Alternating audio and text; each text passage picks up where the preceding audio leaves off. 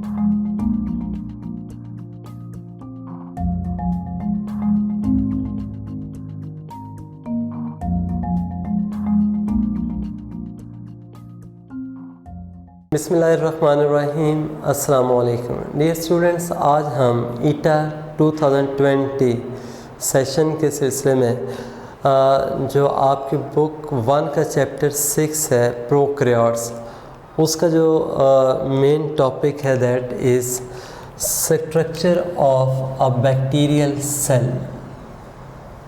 Structure of a bacterial cell, ये आज हम करेंगे। देखें, स्ट्रक्चरली अगर हम बैक्टीरियल सेल की बात करें तो एक सिंपलेस्ट सा पॉइंट कि जो बैक्टीरियल सेल है बेसिकली ये क्या है, एक प्रोकैरियोटिक सेल में होगा। यानी कौन सी टाइप में आएगा जी? Prokaryotic cell. और प्रोकैरियोटिक सेल्स हम पहले भी पढ़ चुके हैं चैप्टर 1 के अंदर कि उनमें किसी किस्म की कोई सेलुलर ऑर्गेनेलिस नहीं होती। मैं दोबारा यहाँ पे मेंशन कर देता हूँ कि प्रोकैरियोटिक सेल है तो इसमें क्या होगा, नो मेम्ब्रेन बाउंड न्यूक्लियस। एक तो आपने ये याद रखना है, इसमें किसी किस्म का मेम्ब्रेन बाउंड न्यूक्लियस नहीं होगा। फिर उसके बाद नो मेम्ब्रेन बाउंड ऑर्गेनेलिस, वो भी नहीं होंगे। और उसके अलावा क्या होगा, there will be no cytoskeleton. जो आपने पढ़ा था ना, microtubules, microfilaments, intermediate filament which make the cytoskeleton, वो भी क्या होंगे, आपको प्रोकैरियोटिक सेल के अंदर नहीं मिलेंगे। हाँ, एक इतना याद रखें कि कुछ कॉमन जो होते हैं ना, यानी स्ट्रक्चर्स के लिहाज से अगर हम बात करें तो जैसे राइबोसोम्स हमने पढ़े थे, वो प्रोकैरियोटिक सेल में भी हैं, यूकैरियोटिक। लेकिन डिफरेंस हमने क्या कहा था कि प्रोकैरियोटिक वाले जो 70S से यूकैरियोट वाले क्या होंगे, 80S वाले होंगे।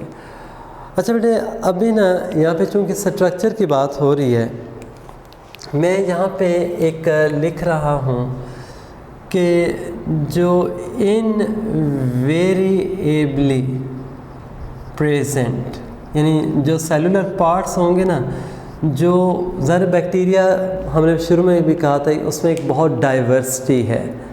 वो स्ट्रक्चर के लिहाज से है, हैबिटेट के लिहाज से भी है, न्यूट्रिशन के लिहाज से भी होती है, लोकोमोशन के लिहाज से, रेस्पिरेशन के लिहाज से, यानी हर तरह से अगर आप देखते हैं तो बैक्टीरिया में एक बहुत बड़ी हमें वैरायटी नज़र आती है।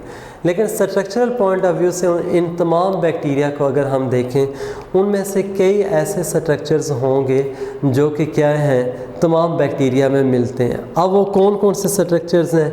सबसे पहले मैं यहाँ पे एक लिख रहा हूँ राइबोसोम्स, इनर पार्ट्स के लिहाज से। फिर उसके बाद ना आप सिंपली DNA लिख दें या क्रोमोसोम, ये भी आपको तमाम बैक्टीरिया में मिलेगा। फिर इसके बाद ना नेक्स्ट इसमें प्लाज्मा मेम्ब्रेन आ जाएगा। और ये लास्ट वन एक लिख रहा हूँ, साइटोप्लाज्म। बेटे, ये वो वाले 4 पार्ट्स हैं कि कोई भी आप बैक्टीरियल सेल या बैक्टीरियल वैरायटी ले लें, उसमें ये चारों पार्ट्स जो होते हैं वो मौजूद होते हैं। यानी इसमें ना कोई नहीं है कि हम कोई बैक्टीरियल एक टाइप लेते हैं, इनमें से चारों का में से कोई एक कंपोनेंट या एक स्ट्रक्चर जो है वो क्या है, एब्सेंट है। ऐसा नहीं है, ये चारों जो है वो तमाम टाइप्स के अंदर होंगे। अब ना जो वेरिएशन आ जाती है, या हम जैसे वो लिख रहे थे इनवेरिएबली प्रेजेंट जो होते हैं, वो ये चारों थे, यानी इसमें कोई वेरिएशन नहीं है, तमाम में सेम है। जबकि वेरिएबली जो प्रेजेंट होंगे, वेरिएबली प्रेजेंट से मीनिंग हम क्या लेते हैं कि किसी में वो एक पार्ट है, किसी में नहीं है। तो बेटा उसमें ना एक यहाँ पे मैं इस तरह से लिख रहा हूँ, पहले ही ना सेल वॉल, ये किसी में होती है, किसी में नहीं है। फिर इसके बाद ना सेल मेम्ब्रेन के अंदर जो मीजोसोम्स हैं, ये भी उसी तरह से कुछ बैक्टीरिया में होंगे, कुछ में नहीं। अब सेल वॉल जो होती है ना, ये आगे चल के मैं बताऊंगा, माइकोप्लाज्मा बैक्टीरिया हैं जो कि बहुत स्मॉल इन साइज़ होते हैं, उनमें सेल वॉल नहीं होती। मीजोसोम्स हैं वो आपको ग्राम नेगेटिव में मिलेंगी, लेकिन ग्राम पॉजिटिव में नहीं होती। तो इस तरह से ना, फिर इसी तरह से आपने बड़े फ्लैजेला पढ़ा है, ठीक है ना। आपने ना सीलिया पढ़े हैं जो लोकोमोटरी में आते हैं। यहाँ पे एक और ये मैं पिल्लाई लिख रहा हूँ, ठीक है ना। ये भी स्ट्रक्चर हैं जो सेल वॉल के बाहर आपको नज़र आते हैं।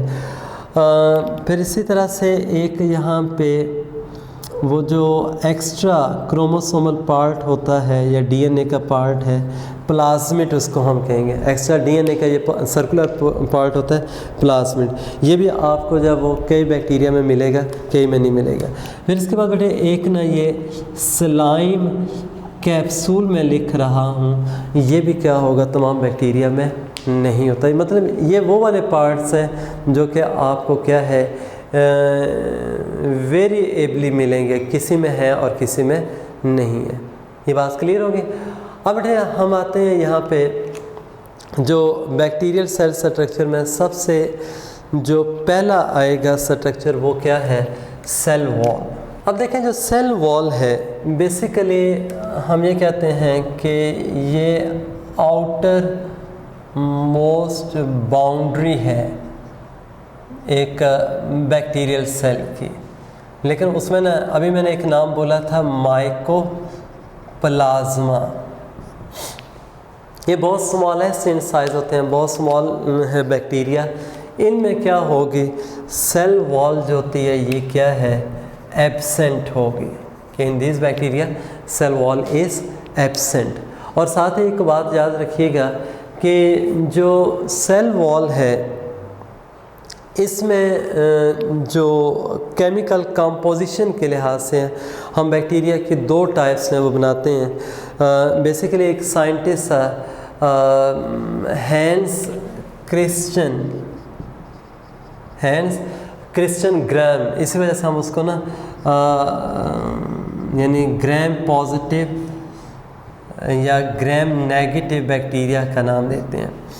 यानी 1884 ईयर आपने याद रखना है इसका। और ये बेसिकली क्या था, ये एक यानी हम कहते हैं कि डैनिश फिजिशियन था। यानी ये क्या था, डैनिश फिजिशियन है जिसने क्या किया था, ये बैक्टीरिया की दो टाइप्स जो थी वो सेल वॉल की बेस पे बनाई थी हैंस क्रिश्चियन ग्राम ने। अब वो जो दो टाइप्स बनाई हैं उनमें से एक को बेटे हम नाम देते हैं क्या जी, ग्राम पॉजिटिव का, और दूसरे जो होते हैं वो क्या हैं, ग्राम नेगेटिव। ये दो टाइप्स हैं किसकी, बैक्टीरिया के on the basis of cell wall. अब देखें ये बेसिकली जो थी ना, ये दो टाइप्स जो थी वो बेस्ड हैं किसके ऊपर, दो डाइज हैं। एक को हम नाम देते हैं CVI डाई का, यानी CVI जो ना ये एब्रीविएशन है क्रिस्टल वायलेट आयोडीन डाई। और बेटे इसको आप ना CVI डाई को ना प्राइमरी डाई भी कह सकते हैं। ये क्या होगी, ये बेसिकली प्राइमरी डाई है और ये CVI डाई इसको हम कहते हैं। और इसका जो प्राइमरी डाई का कलर जो होता है ना वो ब्लू टू पर्पल होगा। यानी इसका जो कलर है वो क्या होगा, ब्लू टू पर्पल कलर होता है। यानी अगर हम बैक्टीरिया को इसमें डिप करें ना इस डाई के अंदर तो क्या होंगे, they will be stained blue और पर्पल। लेकिन दूसरी बात ये याद रखें कि जो ग्राम पॉजिटिव होते हैं ये क्या करते हैं कि दे रिटेन प्राइमरी डाई। क्या करेंगे, ये प्राइमरी डाई जो होती है उसको रिटेन करते हैं। लेकिन क्या होगा, ये रिटेन कब करेंगे, when added to organic solvent like alcohol यानी मैं अगर ना इन बैक्टीरिया को जो है वो क्या करूँगा, अल्कोहल में भी ऐड कर दूँगा, तो ये जो है ना वो डाई जो है वो उसको रिटेन करते हैं, उसको लूज़ नहीं करते। और उसकी रीज़न क्या है कि वाई दे रिटेन, कि वो जो CVI डाई है ना वो क्या करती है, एक कम्प्लेक्स बना देती है जिसको हम CVI कम्प्लेक्स का नाम देते हैं। अब क्या कहेंगे कि ये CVI कॉम्प्लेक्स बना रही है, और वो जो CVI कॉम्प्लेक्स बनता है ना वो ग्राम पॉजिटिव के केस में बनेगा, ग्राम नेगेटिव में नहीं बनता। और उस कॉम्प्लेक्स की वजह से क्या होता है कि ये जो ब्लू या पर्पल जो कलर था ना वो क्या रिटेन रहेगा, वो ऑर्गेनिक सॉलिड में ऐड होने के बाद लूज़ नहीं करेंगे। और ये वाले जो ग्राम नेगेटिव थे ये क्या है, they do not retain primary dye, यानी जो प्राइमरी डाई है ना CVI डाई जिसको आप कह रहे हैं उसको रिटेन नहीं करते। यानी जो क्रिस्टियन ग्राम ने जो थे ना ये डाई यूज़ की थी उसको ये एक्सेप्ट नहीं करते। हालांकि ये इनिशियली एक्सेप्ट करते हैं, लेकिन जब आप इनको ऑर्गेनिक सॉल्वेंट के अंदर ना ऐड करेंगे तो वो क्या करेंगे, अपने वो डाई जो थी वो लूज़ कर देंगे और उनका कलर जो होता है ना वो पिंक हो जाता है। अच्छा बेटे, स्टेनिंग टेक्निक में ना एक याद रखें, एक कंसेप्ट आता था काउंटर स्टेन का। ये आपने ना उसमें पढ़ा हुआ भी है, जो स्टेनिंग टेक्निक थी ना सेलुलर टेक्निक्स चैप्टर 1 में, तो उसमें हम सिंगल स्टेनिंग टेक्निक यूज़ करते हैं, डबल स्टेनिंग भी होता है या डिफरेंशियल स्टेनिंग। और इसी तरह से ना कुछ ऐसे स्टेन्स होते हैं जिनको हम काउंटर स्टेन के तौर पे वो आप कह सकते हैं यूज़ करते हैं। अब वो जो काउंटर स्टेन के तौर पे यूज़ होंगे ना वो ऐसे हैं, फॉर एग्ज़ाम्पल अगर ना प्राइमरी डाई जो थी उसको एक बैक्टीरियल स्ट्रेन ने या टाइप ने एक्सेप्ट नहीं किया, हम स्ट्रेट वे उसको ना ग्राम नेगेटिव नहीं कहेंगे, बल्कि हम उसके लिए ना देखेंगे क्या काउंटर स्टेन जो हम यूज़ कर रहे हैं, जो दूसरी डाई है, क्या उसको वो एक्सेप्ट और रिटेन कर रहे हैं कि नहीं। तो इस केस में बेटे एक मैं यहाँ पे काउंटर स्टेन के तौर पे जो डाई इस्तेमाल होती है ना उसको हम नाम देते हैं सैफ्रानीन का, यानी सैफ्रानीन भी आप कह सकते हैं, या ये फ्यूक्सिन जो है ना ये बेसिकली क्या है, काउंटर स्टेन के तौर पे यूज़ होता है। और जैसे आप CVI डाई को प्राइमरी डाई कह रहे थे तो इसको मैं क्या नाम दे रहा हूँ, सेकेंडरी डाई। ये आपने ख़ास तौर पे ये बातें याद रखनी है, ये क्या हो जाएगी, सेकेंडरी डाई है जिसको ये क्या करेंगे, ग्राम नेगेटिव, यानी प्राइमरी को एक्सेप्ट और रिटेन नहीं कर रहे, ये सेकेंडरी को एक्सेप्ट और रिटेन करेंगे। यहाँ पे हमने ना ब्लू टू पर्पल कलर की बात की थी ना, इसमें रेड टू पिंक, यानी इसमें जो कलर आएगा वो क्या होगा, रेड टू पिंक, यानी अगर डार्कली वो स्टेन हो गया तो रेड होगा, अदरवाइज़ क्या होगा, बैक्टीरिया जो होंगे they will be stain pink. बात समझ आ रही है कि नहीं। तो ये क्या था बेसिकली ग्राम पॉजिटिव और नेगेटिव में, यानी डिफ्रेंशिएशन के लिए हम ये यूज़ करते हैं। बाकी रह गया बेटे जो ग्राम पॉजिटिव वाली जो सेल वॉल होगी और ग्राम नेगेटिव सेल वॉल, इनमें केमिकल कंपोजिशन के लिहाज से भी डिफरेंस आता है, और साथ ही ना इनमें जो सेल वॉल का स्ट्रक्चर है उसमें भी क्या होगा, डिफरेंस होगा। अब ना मैं इसमें वो डिटेल में उस तरह से सेल वॉल ड्रॉ नहीं कर रहा हूँ, लेकिन थोड़ा सा इतना आपको बता देता हूँ कि जैसे आपने ना केमिकली सेल वॉल के बारे में कहा था, बैक्टीरियल सेल वॉल जो है वो क्या है, पेप्टाइडो ग्लाइकन इन नेचर, ठीक है। और वो जो पेप्टाइडोग्लाइकन जो सब्सटेंस होती है ना उसको एक नाम आप म्यूरिन भी देते हैं, या इसको हम म्यूको प्रोटीन भी कह देते हैं। यानी ये क्या होगा, इसमें म्यूको प्रोटीन कह दें या म्यूको पेप्टाइड भी कह सकते हैं, म्यूरिन भी या पेप्टाइडोग्लाइकन, ये एक ही है। अब इन्हें देखें, ये जो पेप्टाइडोग्लाइकन है इसमें ना एक आपने याद रखना है, ये बेसिकली जैसा होता है ना कॉन्जुगेटेड मॉलिक्यूल्स, ये उसी तरह से है। ये किसकी तरह से होगी, यानी पेप्टाइडोग्लाइकन जो है वो क्या है, एक तरह की ये कॉन्जुगेटेड मॉलिक्यूल के अंदर आएगी। और इसमें क्या होती हैं, जो ग्लाइकन चेन्स हैं, क्या होगा, जो इसमें ग्लाइकन चेन्स होती हैं वो क्या होंगी, cross linked, they are cross linked by peptide. ये क्या हो जाएंगे, ग्लाइकन चेन्स है, और ग्लाइकन चेन्स आपस में क्या होंगे, क्रॉस लिंक्ड होंगे, किसके थ्रू, पेप्टाइड चेन के थ्रू। और एक बात याद रखें कि जो होल सेल वॉल है, ये यहाँ पे मैं लिख रहा हूँ कि जो होल सेल वॉल है वो क्या है, that can be considered as single molecule, यानी जो बैक्टीरियल सेल वॉल है उसमें जो पूरा वो स्ट्रक्चर है उसको आप एक सिंगल मॉलिक्यूल भी कंसिडर कर सकते हैं, या एक उसके लिए ना यहाँ पे मैं एक टर्म भी लिख रहा हूँ सैकुलस का। ये सारी बातें आपने याद रखनी है, ये सेल वॉल के लिए ही यूज़ हो रही है कि वो सिंगल मॉलिक्यूल के तौर पे भी यूज़ होती है, या उसको आप क्या सैकुलस भी कहते हैं। यहाँ तक मेरे ख्याल में बातें क्लियर हो जानी चाहिए। अब बेटे नेक्स्ट जो इसमें आ जाता है, जैसे हम ना लिपिड बाइलेयर लेते हैं, लिपिड बाइलेयर के साथ क्या होगा, जो आउटर साइड के ऊपर सेल वॉल होती है, तो हमने क्या कह दिया, इनकी सेल वॉल जो है वो क्या है, पेप्टाइडोग्लाइकन से।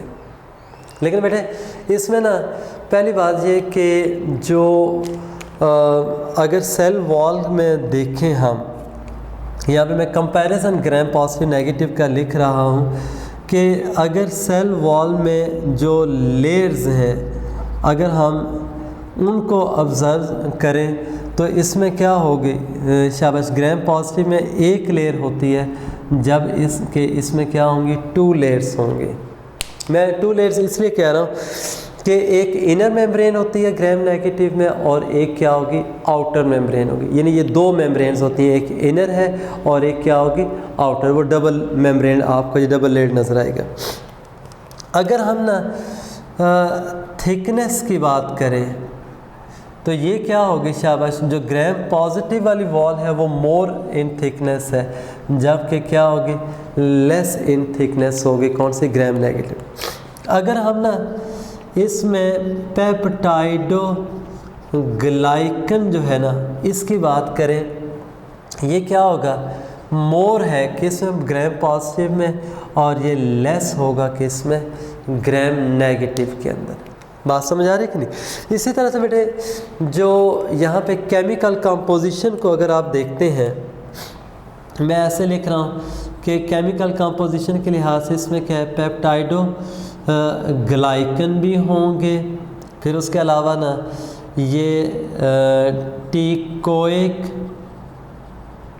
एसिड भी आता है, फिर इसी तरह से क्या होगा, लिपोटीकोइक एसिड। ये वो वाले हैं जो कि क्या है, मौजूद होंगे किस में, ग्राम पॉजिटिव जो सेल वॉल होती है उसके अंदर। लेकिन केमिकल कंपोजिशन के लिहाज से क्या होगा कि जो ग्राम नेगेटिव है इसमें नो डाउट पेप्टाइडोग्लाइकन होता है, लेकिन ये अमाउंट में क्या होगा, कम होगा, यानी पेप्टाइडोग्लाइकन जो होता है वो कम है। और इसी तरह से इसके अंदर बेटे आपको लिपोप्रोटीन्स भी मिलेंगी और लिपोपोलीसैकेराइड्स भी मिलेंगे, कि इन दोनों में क्या है, पेप्टाइडोग्लाइकन दोनों में है, लेकिन जो ग्राम पॉजिटिव होगी उसमें पेप्टाइडोग्लाइकन ज़्यादा होगा, ग्राम नेगेटिव में पेप्टाइडोग्लाइकन क्या है, कम है। दूसरी बात यह है कि ये जो पेप्टाइडोग्लाइकन के अलावा जो आपको नज़र आ रहे हैं लिपोप्रोटीन्स, ये मैं बात कर रहा हूँ ख़ास तौर पे, जिस तरह हमने कहा था ना कि इसमें 2 लेयर्स होती हैं, एक आउटर मेम्ब्रेन भी होती है ग्राम नेगेटिव के अंदर। तो भाई आउटर मेम्ब्रेन जो होगी उसमें लिपिड्स की एक लेयर होती है, और साथ ही क्या होगा, उसमें प्रोटीन भी हो जाएंगे, तो क्या बन जाएगा, लिपोप्रोटीन। हाँ, जो प्लाज्मा मेम्ब्रेन है उसमें तो है प्रोटीन्स और लिपिड बाइलेयर भी है, तो वो दोनों में होंगे लिपोप्रोटीन्स प्लाज्मा मेम्ब्रेन के लिहाज से।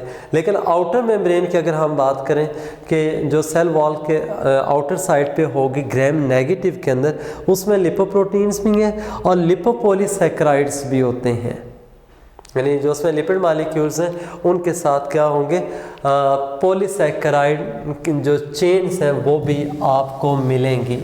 अब इसी के साथ मैं एक ना यहाँ पे एक प्रोटीन का ये जिक्र कर रहा हूँ, पोरिन प्रोटीन। कौन सी है? Porin protein. बेटा ये जो पोरिन प्रोटीन है ये होती कहाँ पे है? ग्राम नेगेटिव जो बैक्टीरिया होंगे उनमें, और ये बेसिकली क्या है, आप कह सकते हैं परमीएबिलिटी के लिए होंगे।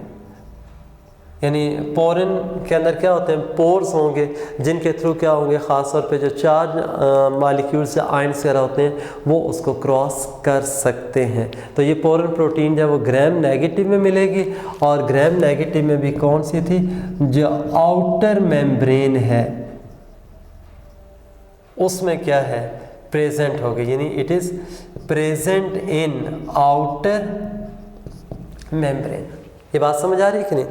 नेक्स्ट बेटे इसमें एक जो ग्राम पॉजिटिव और ग्राम नेगेटिव के लिहाज से ना, जैसे मैंने अभी कहा कि परमीएबिलिटी के साथ है, तो बेटा एक याद रखें, पॉजिटिव नेगेटिव को अगर आप कंपेयर करते हैं ना, तो जो ग्राम पॉजिटिव होंगे वो मोर परमीएबल है, उसकी परमीएबिलिटी ज़्यादा है, और अगर ग्राम नेगेटिव की बात करेंगे तो वो क्या होगी, लेस परमीएबल होंगे। ग्राम पॉजिटिव मोर परमीएबल होते हैं और ग्राम नेगेटिव क्या होंगे, लेस परमीएबल हो जाएंगे। बाकी इसमें जो ग्राम नेगेटिव बैक्टीरिया हैं ये जो होते हैं ना, ये रेजिस्टेंट है। यहाँ पे आप बेशक लिख लें they are more resistant. Gram negative क्या होंगे, ये मोर रेजिस्टेंट बैक्टीरिया होंगे। और मोर रेजिस्टेंट की ने एक रीज़न बता देता हूँ कि इनकी जो सेल वॉल है उसके नीचे एक स्पेस होती है जिसको हम नाम देते हैं पेरिप्लाज्मिक स्पेस का। पेरिप्लाज्मिक स्पेस, और ये पेरिप्लाज्मिक स्पेस आपको किस में मिलेगी, only in gram negative bacteria. ये किस में मिलेगी आपको, जो ग्राम नेगेटिव बैक्टीरिया उनमें हमें ये पेरिप्लाज्मिक स्पेस मिलती है, ग्राम पॉजिटिव में नहीं होती। और उसकी भी एक रीज़न है, ये सारी बातें एमसीक्यू में आ सकती हैं कि ग्राम पॉजिटिव में क्यों नहीं है। याद रखें हमने अभी बोला था कि जो पेप्टाइडोग्लाइकन लेयर होती है वो ज़्यादा होगी, यानी पेप्टाइडोग्लाइकन ज़्यादा है तो इसका मतलब क्या, वो लेयर थिक होगी। किस केस में, ग्राम पॉजिटिव में। जब थिक होगी तो इसका मीनिंग ये हुआ कि वहाँ पे पेरिप्लाज्मिक स्पेस जब उसका कोई चांस नहीं है। जबकि ग्राम नेगेटिव में वही पेप्टाइडोग्लाइकन लेयर जो होती है वो थिन होती है, जिसकी वजह से क्या होगा, सेल मेम्ब्रेन में और जो सेल वॉल होगा उसके दरमियान एक स्पेस अवेलेबल होगी जिसको आप ना पेरिप्लाज्मिक स्पेस कहते हैं। अब यहाँ पे ना एक एंजाइम होता है पेरिप्लाज्मिक स्पेस के अंदर, ये मैं उसका एक नाम लिख रहा हूँ, बीटा लैक्टामेज। और ये बीटा लैक्टामेज जो होता है ना, इसके एक इम्पॉर्टेंट फीचर ये है कि ये क्या करेगा, इट विल डिग्रेड, ये क्या करता है, ब्रेक डाउन कर देगा या डिग्रेड करता है एंटीबायोटिक्स, जैसे कि क्या है पेनिसिलिन, जो कि बहुत स्ट्रॉन्ग एंटीबायोटिक होती है। तो ये एंजाइम जो होगा उसको एंटीबायोटिक को क्या करेगा, डिग्रेड कर देगा। मैंने अभी बोला था ना कि ये जो होते हैं ना ग्राम नेगेटिव मोर रेजिस्टेंट होते हैं, उसकी बेसिक रीज़न ही यही होती है कि वहाँ पे बीटा लैक्टामेज होगा जो कि क्या करता है, शाबाश, इसको बना देगा क्या, resistant by degrading the penicillin. यहाँ तक ये बातें क्लियर हो गई।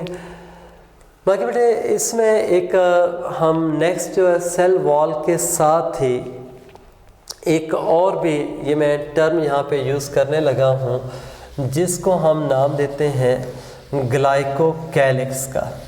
अब जो ग्लाइकोकैलिक्स है, ग्लाइकोकैलिक्स ये बेसिकली ना हम कहते हैं कि it is present outside the cell wall. जो बैक्टीरिया में सेल वॉल थी ना, ये उसके आउटर साइड पे होगा। और बेटे ये ज़रूरी नहीं है कि जो ग्लाइकोकैलिक्स है वो तमाम बैक्टीरिया में आपको मिले। यानी जैसे मैंने वो अभी थोड़ी देर पहले बात की थी ना कि वेरिएबली कुछ पार्ट्स होते हैं, उनमें ये ग्लाइकोकैलिक्स भी होता है जो कि क्या है तमाम बैक्टीरिया में नहीं मिलता। और ये जो ग्लाइकोकैलिक्स है ये सिंगल लेयर का भी हो सकता है या 2 लेयर भी हो सकता है। और वो जो 2 लेयर्स होती हैं ना, उनमें से एक जो है उसको बेटे हम नाम देते हैं स्लाइम का, और दूसरी लेयर जो होती है वो क्या है, इस तरह से कैप्सूल है। अब देखिए मैं रफली से ये एक ना आपको आइडिया सा देने के लिए ना ये एक बैक्टीरियल सेल की यूँ ये डायग्राम से ये ड्रॉ कर रहा हूँ। ये देख लें जस्ट लाइक दिस ने, ये बाहर जो आपको नज़र आ रही थी वो सेल वॉल है, और इनर साइड पे क्या है, this is PM plasma membrane, this is a cell wall. अब ये जो सेल वॉल है इसके साथ ये जो रेड से एक मैं लेयर बना रहा हूँ एक लाइन की सूरत में, ये कंटिन्यूस आपको इसमें ये लेयर नज़र आएगी जो बैक्टीरिया सेल के क्या है आउटर साइड पे मौजूद होती है। ये देख लें जो रेड कलर में मैंने यहाँ पे शो कर दी। अब ये जो यानी रेड कलर वाली जो लेयर है ये बेसिकली क्या है, कैप्सूल है। ये क्या है, वो कैप्सूल होता है। और कैप्सूल जो होता है ना वो टाइटली बाउंड होगा किसके साथ, सेल वॉल के साथ, ठीक है। और इसी तरह से यहाँ पे ये डॉटेड में मैं इस तरह से मेंशन कर रहा हूँ, और ये जो डॉटेड में आपको नज़र आ रही है ये बेसिकली जो लेयर है ये कौन सी है, दिस इज़ स्लाइम लेयर। ये कौन सी लेयर होती है, स्लाइम लेयर होगी, this is the slime layer, ये वाली। अब जो आप कह सकते हैं कैप्सूल है वो मोर टाइटली क्या होगा, बाउंड होगा किसके साथ, सेल वॉल के साथ।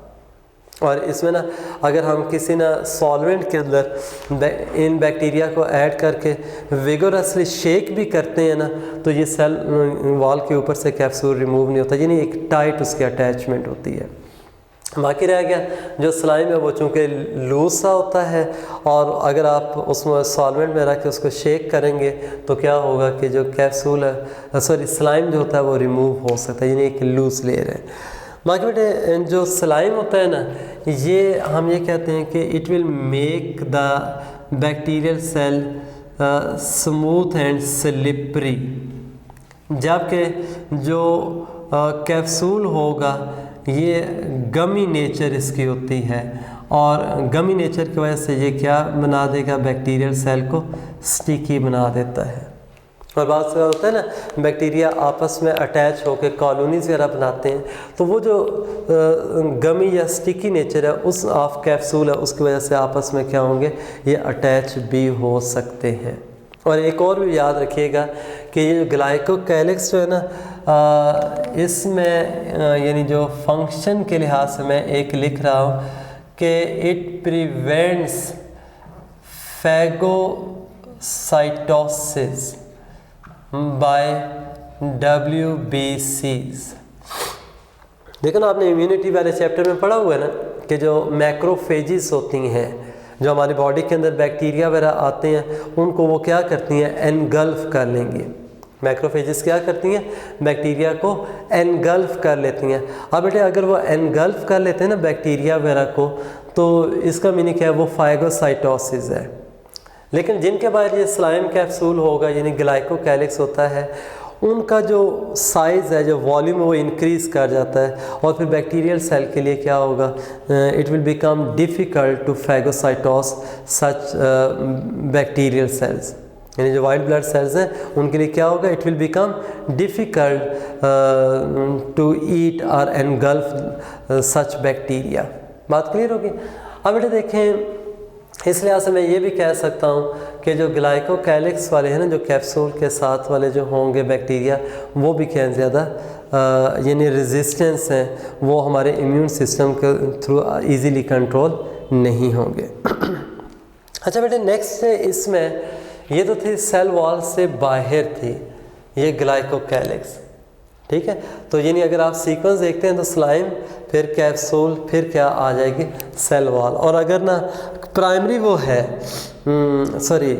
अगर वो ग्राम नेगेटिव सेल वॉल है तो उसमें एक कैप्सूल के बाद आउटर मेम्ब्रेन आएगी, फिर ग्लाइकोकैलिक्स की लेयर होगी, फिर क्या होगी पेरिप्लाज्मिक स्पेस, और फिर क्या होगा इनर लेयर। दोबारा सुन लें, यानी अगर ना हम ग्राम नेगेटिव के लिहाज से सीक्वेंस की बात करें ना, स्लाइम, देन कैप्सूल, फिर आउटर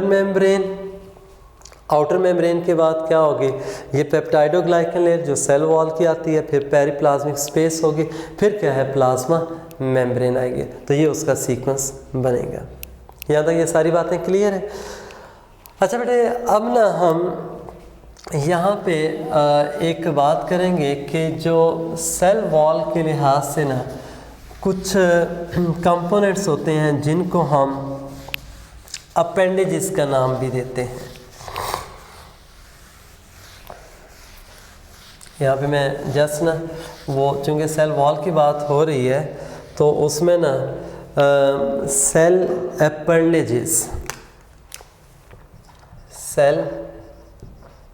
अपेंडेजेस यानी जो सेल की क्या होंगी आउटग्रोथ वगैरह होती हैं, उनको हम क्या अपेंडेजेस का नाम देते हैं। और इनमें ना अपेंडेजेस में एक आ जाता है क्या जी, फ्लैजेला। क्या होंगे फ्लैजेला बेसिकली क्या होते हैं, लोकोमोटरी स्ट्रक्चर्स हैं। ये क्या है बेसिकली लोकोमोटरी ये स्ट्रक्चर्स होंगे, लेकिन साथ ही यानी लोकोमोशन में ये हेल्प करते हैं। उसके अलावा न ये बाज़ का अटैचमेंट में भी क्या करेंगे, हेल्प करेंगे। और नेक्स्ट इसमें ना ये जो फ्लैजेला होते हैं ना ये रोटेटरी मोशन जो है वो शो करेंगे, यानी ये रोटेट करते हैं जस्ट लाइक प्रोपेलर। जैसे जहाज़ का जो प्रोपेलर है रोटेट करता है, ये उस तरह से क्या करेंगे, रोटेट करेंगे। और फ्लैजेला जो होते हैं ना ये केमिकली एक प्रोटीन होती है जिसको हम नाम देते हैं क्या, फ्लैजेलन। ये फ्लैजेलन प्रोटीन से मिलके बने होंगे, ये ख़ास तौर पे याद रखना है आपने। और इसमें ना ये मैं एक लिख रहा हूँ नो माइक्रोट्यूब्यूल्स, इनके अंदर किसी किस्म के कोई माइक्रोट्यूब्यूल्स नहीं होते। जबकि आपने ना चैप्टर 1 के अंदर वो पढ़ा था ना कि माइक्रोट्यूब्यूल के डबलेट्स होते हैं, वो पेरिफेरल जो थे वो 9 डबलेट्स से, और सेंटर में 2 माइक्रोट्यूब्यूल्स होते हैं जो सेंट्रल माइक्रोट्यूब्यूल, और इसी तरह से माइक्रोट्यूब्यूल के ट्रिपलेट्स से जो बेसल बॉडी के अंदर होते हैं। यहाँ पे ऐसा कुछ नहीं है, तो इसमें माइक्रोट्यूब्यूल्स नहीं होंगे। और मैंने शुरू में ही आपको बता दिया था कि साइटोस्केलेटन जो होता है ना उसमें माइक्रोट्यूब्यूल आते हैं, तो वो बैक्टीरियल सेल या प्रोकैरियोटिक सेल में हमें नहीं मिलता। अब बेटे जो ये फ्लैजेलन है जो प्रोटीन, ये भी याद रखिएगा, ज़रा आपने प्रोटीन की डिफरेंट टाइप्स पढ़ी हुई हैं, तो ये ग्लोबुलर प्रोटीन में आती है। ये कौन सी प्रोटीन होगी, this will be a globular protein, यानी ग्लोबुलर शेप में होती है, ग्लोबुलर प्रोटीन इसको हम कहते हैं। ये बात क्लियर होगी। अच्छा बेटे, जो फ्लैजेला है ना, ये जिस तरह से मैं यहाँ पे यूँ ड्रा भी कर देता हूँ, ये देखें एक फ्लैजेलम है, ये उसकी क्या थी बेसल बॉडी है, और इस तरह से आगे शेप। ये आपको जो फ्लैजेला नज़र नहीं आएंगे, यानी एब्सेंट होंगे मोस्टली किस में जी, इन कॉक्सी या कोकाई जिनको आप पढ़ते हैं, जबकि मोस्टली क्या होंगे, these are present in bacilli, जो रॉटशील्ड बैक्टीरिया होते हैं उनमें हमें मिलते हैं। बात समझ आ रही कि नहीं? तो कॉक्सी के अंदर क्या होंगे, ये एब्सेंट होंगे। अच्छा बेटे, इनके हम ना डिफरेंट टाइप से बनाते हैं। अगर देखें मिसाल के तौर पे मैं ऐसे ना ये सिंपल से एक ये फिगर बना देता हूँ कि अगर एक फ्लैजेलम था तो उसको आप क्या कहेंगे, मोनोट्राइकस। और अगर ना ये देखें बैक्टीरियल सेल है और उस पर कोई फ्लैजेलम नहीं है तो उसके लिए आप क्या है, एट्राइकस की टर्म यूज़ करेंगे। और इसी तरह से ना देखें अगर ना फॉर एग्ज़ाम्पल एक एंड है उस पर दो हैं या दो से ज़्यादा हैं तो एक यानी ग्रुप की सूरत में लोफोट्राइकस, इसको आप क्या कह देंगे, लोफोट्राइकस। और इसी तरह से अगर आपको ये फ्लैजेला ग्रुप की सूरत में नज़र आते हैं लेकिन वो ग्रुप्स दोनों एंड से मौजूद होंगे, इसको बेटे हम एम्फी लोफोट्राइकस का नाम देंगे। ये क्या कहलाएगा, this will be amphi lophotrichous. ये देख लें इसके। और आखिरी पॉसिबिलिटी इसमें बता रहा हूँ कि ये भी हो सकती है कि ये बैक्टीरियल सेल है और उसके पूरी सरफेस पे आपको ये नज़र आ रहे हैं, तो इसके लिए आपने क्या वर्ड यूज़ करना है, पेरिट्राइकस। यानी आप देख लें जस्ट फ्लैजेला उनकी प्रेजेंस और उनके डिस्ट्रीब्यूशन के पैटर्न पे क्या है, हम बैक्टीरिया को इस तरह से डिफरेंट ग्रुप्स के अंदर जो वो डिवाइड कर सकते हैं। नेक्स्ट बेटे इसमें एक जो फ्लैजेलम का स्ट्रक्चर है, मैं जस्ट रफली सा ये ड्रॉ कर देता हूँ। देखें इधर कि ये से फॉर एग्जांपल ये क्या थे हमारे पास, ये इस तरह से ये प्लाज्मा मेम्ब्रेन है, ये हमने शो कर दी। ये क्या थे, प्लाज्मा मेम्ब्रेन है और ये उसमें बेटे वही लिपिड बाई लेयर जो होती है ना प्लाज्मा मेम्ब्रेन के अंदर आपको ये नज़र आ रही है। बात समझ गए। अब देखें तीन पार्ट्स होते हैं किसके, जो फ्लैजेलम है। इसमें ना ये मैं एक जस्ट लाइक दिस ये शो कर रहा हूँ, ये वो डिस्क लाइक ये पार्ट था जो कि क्या होता है, साइटोप्लाज्म के अंदर मौजूद होगा। ये कहाँ पे मौजूद होता है, this is present in cytoplasm. अब ये देखिए मैंने इसमें ये शो कर दिया। और इसी तरह से ना यहाँ पे एक सेकंड पार्ट होता है जो ये थोड़ा सा कर्व्ड होगा, और ये जो कर्व पार्ट होता है इसको बेटा हम नाम देते हैं हुक का। और इसका जो हुक के साथ ना इस तरह से आपको जस्ट लाइक दिस ये एक ना कॉइल्ड सा लॉन्ग ट्यूबुलर सा ये पार्ट नज़र आएगा। और इस लॉन्ग ट्यूबुलर पार्ट को हम ना नाम देते हैं क्या जी, फिलामेंट। इसको आप क्या कहेंगे, फिलामेंट। और ये जो था ना जो साइटोप्लाज्म में आता है वो क्या कहलाता है, बेसल बॉडी। वो क्या हो जाएगा, बेसल बॉडी।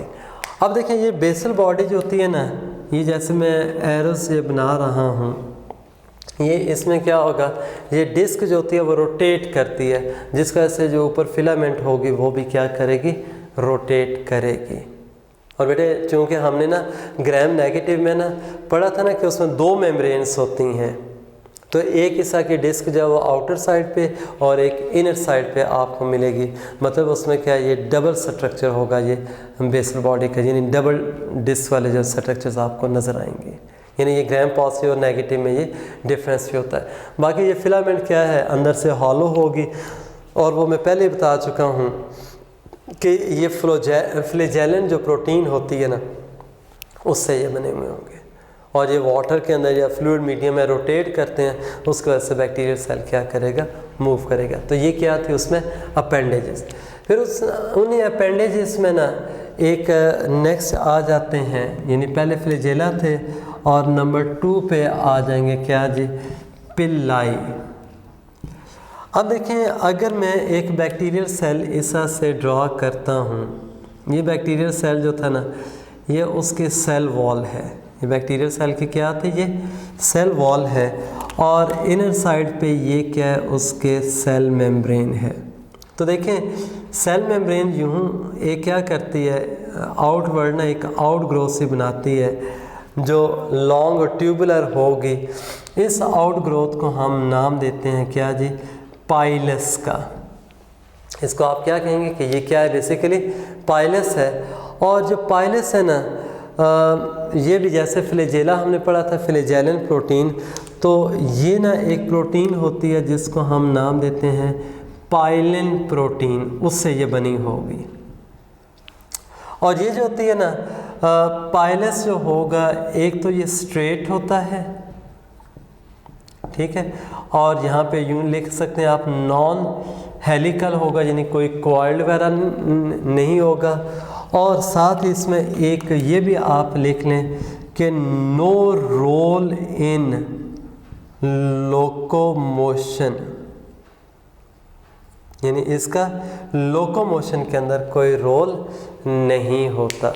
और जबकि क्या है ये जो पिलाए होंगे कि ये क्या करेंगे, हेल्प इन अटैचमेंट, यानी जो बैक्टीरियल सेल होगा ना उसको होस्ट टिश्यू के साथ अटैच होने में हेल्प करते हैं।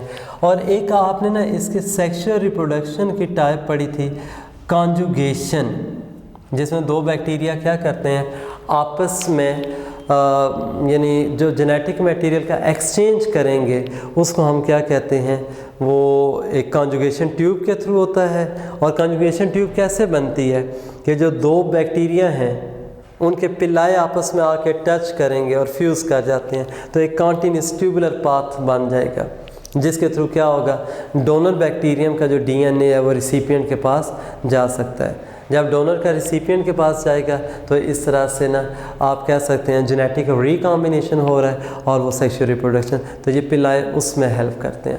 और बेटा ये भी याद रखिएगा कि ये जो पिल्लाए हैं ना ये आपको मिलेंगे किस में जी, ग्राम नेगेटिव में, ओनली इन, हाँ जी, gram negative bacteria. Gram positive में पिल्लाए नहीं होते, ग्राम नेगेटिव में आपको ये मिलेंगे। अच्छा बेटे अब हम आते हैं नेक्स्ट ना प्लाज्मा मेम्ब्रेन की तरफ। देखें जिस वक्त हम बैक्टीरियल सेल के प्लाज्मा मेम्ब्रेन को डिस्कस करते हैं तो प्लाज्मा मेम्ब्रेन जो है सर, जैसे हम कहते हैं कि एक सेमी परमिएबल मेम्ब्रेन है, तो इसमें बेसिकली जो भी सेल के इन और आउट जो मूवमेंट हो रही थी मॉलिक्यूल्स की उनको कंट्रोल करेगी। तो इसमें ना ख़ास तौर पे जो एक डिफरेंस आ जाएगा यूकैरियोटिक मेम्ब्रेन से कि जो स्टीरोल्स, जिस तरह से हम कहते हैं ना स्टीरोल है फॉर एग्जांपल कोलेस्ट्रॉल, ये क्या होगा, एब्सेंट है किस में, बैक्टीरियल मेम्ब्रेन में। और साथ ही इसमें ये भी याद रखना है कि जो इन्वेजिनेशंस होती हैं जिनको आप ना हम शुरू में भी एक नाम ले चुके थे, मीज़ोसोम्स, मिसाल के तौर पे ये बैक्टीरियल सेल की है ना शेप, तो ये देखें यहाँ से ये प्लाज्मा मेम्ब्रेन जब सेल मेम्ब्रेन इनवर्ड यूँ इन्वेजिनेट करेगी, तो ये जो इस तरह की इन्वेजिनेशंस होती हैं प्लाज्मा मेम्ब्रेन की, इनको आप क्या नाम देंगे, मीज़ोसोम्स का। ये क्या होंगे इसमें, मीज़ोसोम्स। और ये जो मीज़ोसोम्स है ना उनकी वजह से हमें थोड़ी सी लूज नज़र आती है, और ये भी क्या होंगी, they are found in gram negative bacteria. क्या होते हैं, जो ग्राम नेगेटिव बैक्टीरिया उनके अंदर आपको ये नज़र आएंगे मीज़ोसोम्स, ग्राम पॉजिटिव में नज़र नहीं आती। और इनके साथ ना मीज़ोसोम के साथ हम कहते हैं कुछ एसोसिएटेड एंजाइम्स हैं, और ये जो एसोसिएटेड एंजाइम्स होते हैं ये किस की प्रोसेस के लिए, दे आर फॉर रेस्पायरेशन।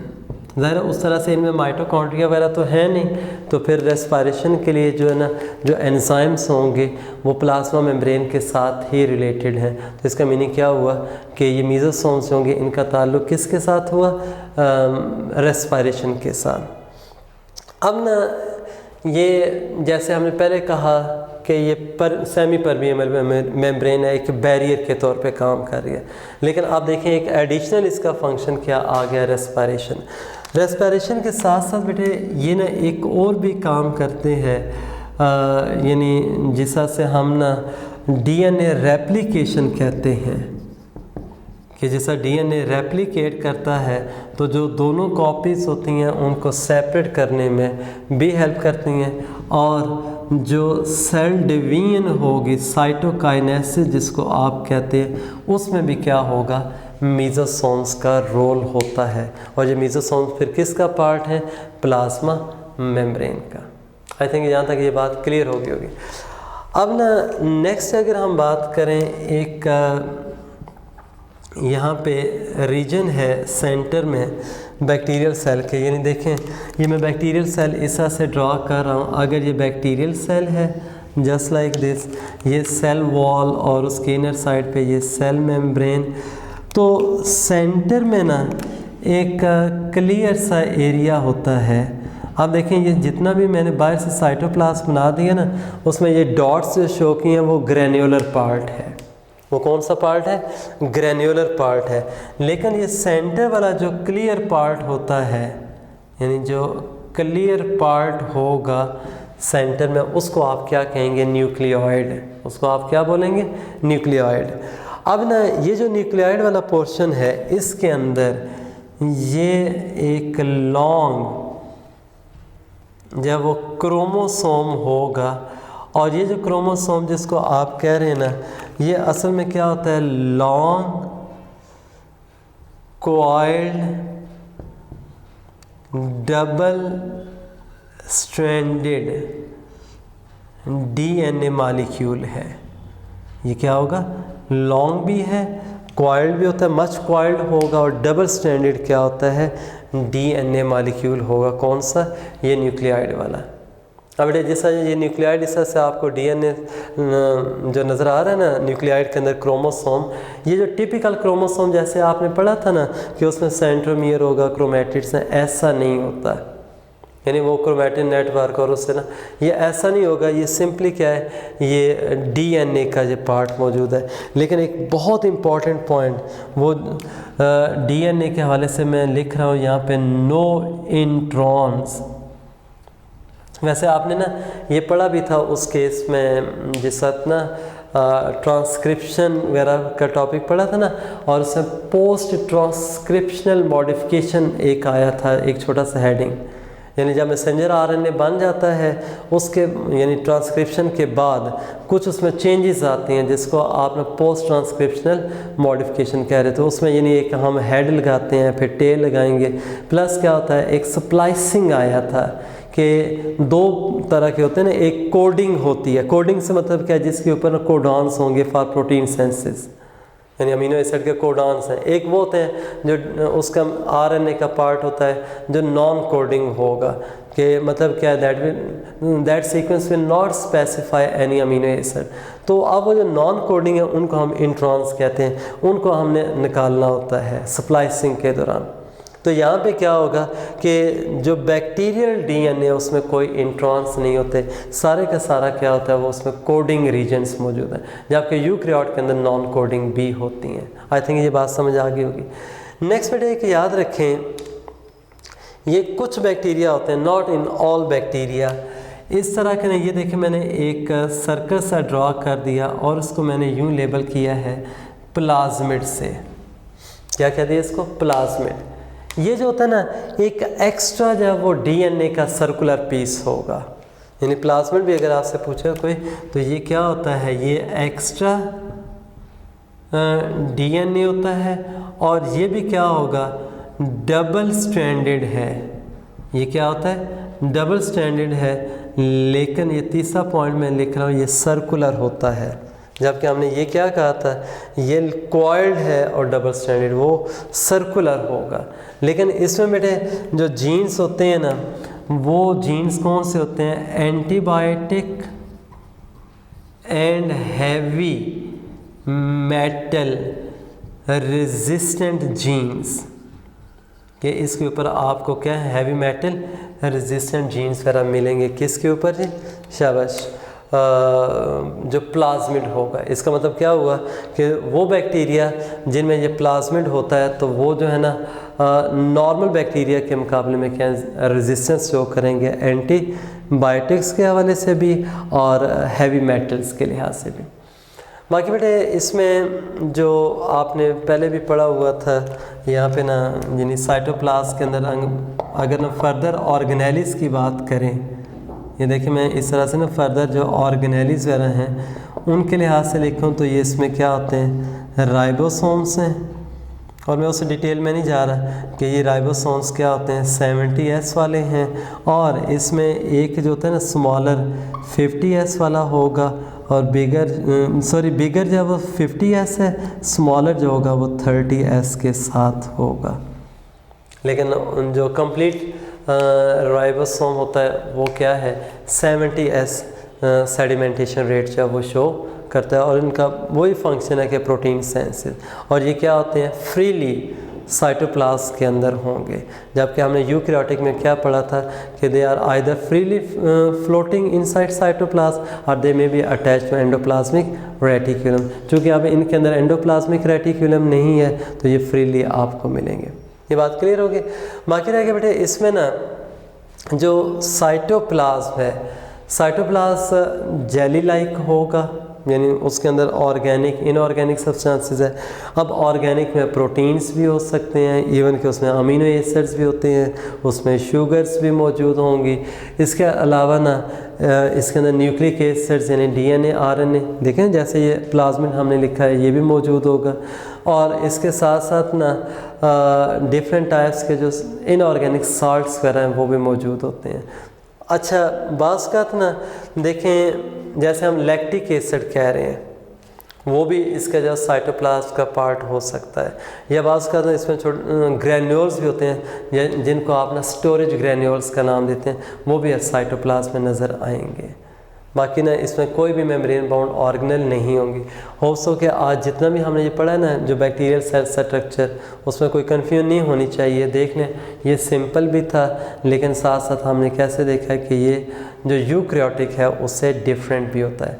बाकी अगर इसके अलावा कोई कन्फ्यूजन हुई तो वो इंशाल्लाह हम डिस्कशन सेशन के अंदर जब वो डिस्कस कर लेंगे। थैंक्स वेरी मच एंड अल्लाह हाफिज़।